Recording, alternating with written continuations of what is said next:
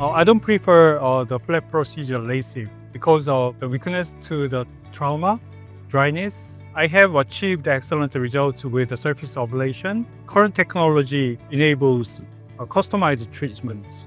As more the patients prioritize faster visual recovery, so their interest naturally shifted towards newer technology. I decided to introduce the KLEX into my practice, and this was the beginning of my journey with the silk.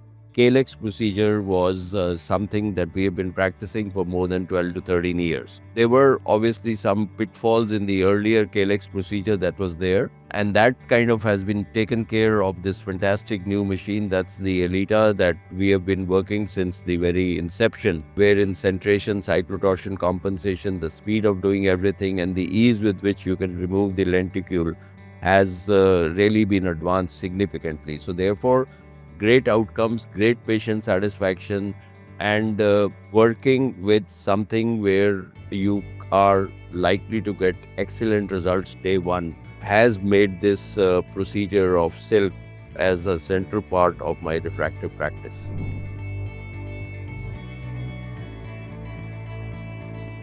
Right from the beginning, ELITA was being worked upon as being a bridgeless tissue dissection because there was no line or spot separation. These spots were reduced significantly to be around 1 micron, and therefore the speed had to be very high. So it is a high speed, low energy utilizing laser. So therefore the outcomes are pretty good. I was concerned initially about how the learning curve was generally short, and there was no issue with the laser delivery, and the visual outcome was acceptable from the beginning. As I refined my surgical techniques, I noticed the faster recovery and better outcome overall.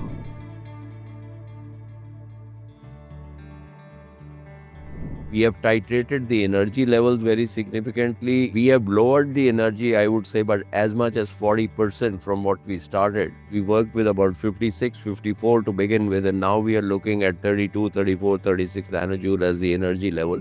So that makes the eyes much quieter. In real world experience, if I do a procedure and I do not get a 20/20 vision the next day, I am a little surprised. But even if that happens within the 3 to 7 day period, it definitely comes and improves.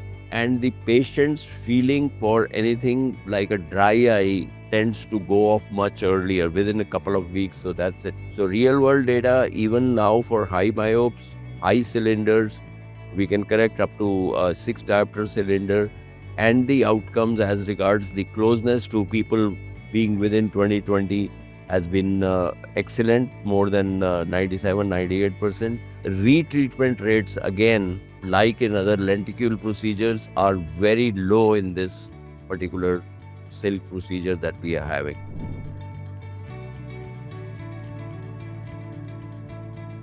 Serious complications which affect best corrected visual acuity was very rare.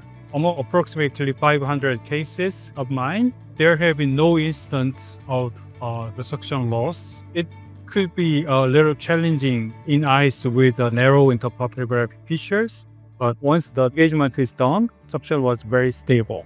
I would say that the incidence of suction loss is much lower than what the competing machines are. Apart from that, this is a planar dock. The cornea actually becomes plane, it's not truncated, so getting a biconvex lenticule is therefore something that you can get with ease, which other companies cannot.